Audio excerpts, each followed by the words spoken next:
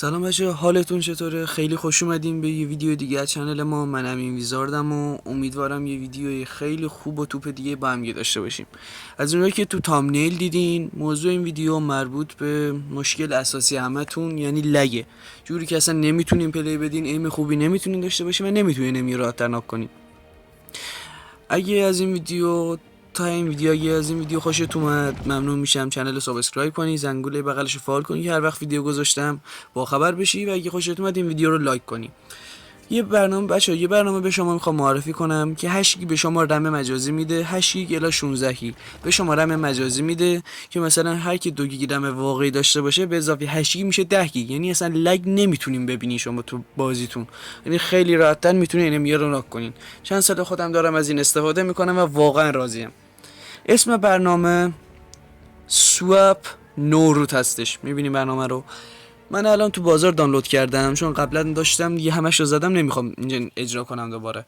برای اینکه این سواب نوروت رو دانلود کنین یه دونه فیلتر شکن باید نصب کنید. فیلتر شکن که همتون دارین، 100% دارین با اون ویدیو منو میبینین.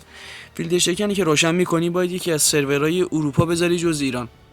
یعنی مثلا ایران هم نداره فیلتر شکن، سرور اروپا میذاری. بعد اینکه سرور اروپا گذاشتی میری یه دونه جیمیل باز میکنی، یه جیمیل باز میکنی با یه سرور دیگه بجز ایران. متوجه شد؟ یعنی فیلتر رو روشن میکنی، میذاری آلمانی، آمریکا، جایی میری و یه دونه اکانت جیمیل بر خودت باز میکنی که سرور آمریکا اروپا باشه. بعد اینکه باز کردی میری از گوگل پلی دانلود میکنی. چرا میگم باید اینطور دانلود کنی؟ چون برنامه تحریمه و نمیذاره گوگل پلی ما این برنامه استفاده کنیم. بعد اینکه دانلود کردیم وارد برنامه میشین.